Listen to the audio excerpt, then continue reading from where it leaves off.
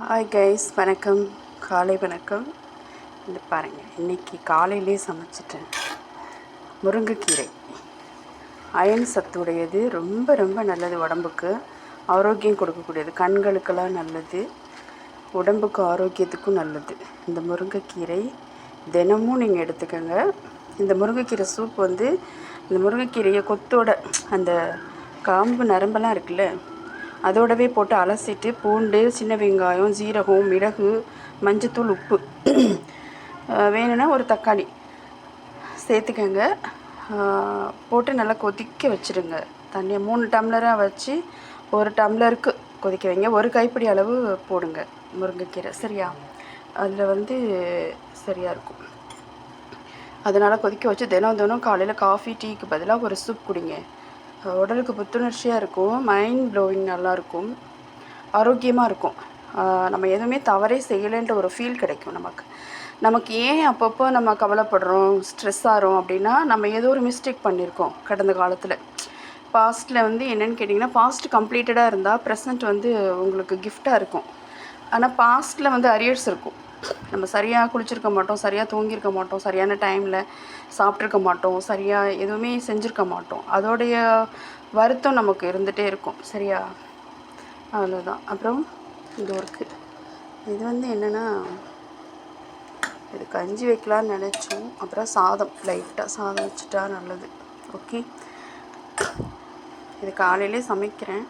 இது காலையிலையும் சாப்பிட்டுக்கலாம், மத்தியானமும் இதை எடுத்துக்கலாம் கொஞ்சம், சரியா? ஸோ ஹெல்த்து பார்த்துக்கோங்க, ரொம்ப ரொம்ப இம்பார்ட்டண்ட் ஹெல்த்து. ஸோ தினமும் ஒரு கீரை சேர்த்துக்கோங்க. மத்தியானம் காலையில் பார்த்திங்கன்னா ஒரு சூப் குடிக்கலாம், ஒரு ஹெல்த் மிக்ஸ் குடிக்கலாம். அவ்வளோதான் பிரேக்ஃபாஸ்ட்டு. வேணும்னா ஏதாச்சும் கொஞ்சம் பழம் கட் பண்ணி சாப்பிடுங்க. மத்தியானம் லஞ்சுக்கு மஸ்ட் ஒரு கீரை, தினம் ஒரு கீரை, அரைக்கீரை, சிறுகீரை, முருங்கைக்கீரை, அவுத்திக்கீரை, இது மாதிரி சக்கரவர்த்தி கீரை, பசலைக்கீரை, இது மாதிரி ஒரு கீரையாக வச்சு கூட்டு வச்சு ஒரு சாதம் வச்சு, அப்படி கூட்டு நிறையா சாதம் கொஞ்சோண்டு வச்சு நல்லா சாப்பிடுங்க. சுகர் வரவே வராது. அதிகமான அளவுக்கு நாம் ஃபைபர் கண்டென்ட் நிறைய எடுத்துக்கணும். நார்ச்சத்து நிறைந்த உணவுகளை எடுக்கும்போது நமக்கு வராது. ரைஸ் கொஞ்சம் தான் எடுத்துக்கணும். இவ்வளோண்டு ஒரு 4 ஸ்பூன் ரைஸ் எடுத்தால் போதும். ரைஸ் எடுக்கிற அளவுக்கு இந்த கூட்டு வச்சுக்கணும் ஒவ்வொருத்தருக்கும், சரியா? ஸோ இந்த மாதிரி ஒரு லைஃப் ஸ்டைல் பாருங்கள். இந்த லைஃப் ஸ்டைல் தான் நல்லாயிருக்கும். சோறு நிறையா வச்சு கொஞ்சம் தொட்டுக்க வச்சு சாப்பிடும்போது தான் பிரச்சனை வருது. நம்ம உடம்புக்கு தேவையான அளவு ஃபைபர் போகிறது இல்லை. அது புரோட்டீனோ அயன் சத்தோ எதுவுமே இப்போது அவ்வளோ ரீச் ஆகிறது இல்லை. அதனால தான் எல்லா வியாதிக்குமே காரணம்.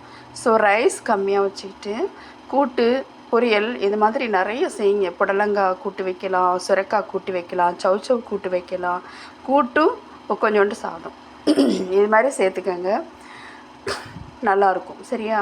Okay, thank you. ஹெல்த்தோடு இருங்க, ஆரோக்கியமாக இருங்க.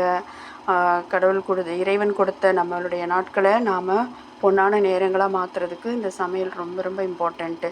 இன்றைக்கி காலையில் உங்களை சந்தித்ததுக்கு ரொம்ப ரொம்ப சந்தோஷம். Okay, thank you. சப்ஸ்கிரைப் பண்ணுங்கள், ஷேர் பண்ணுங்கள், அடுத்தது லைக் பண்ணுங்கள், நல்ல கமெண்ட் கொடுங்க. ஓகே, பாய்.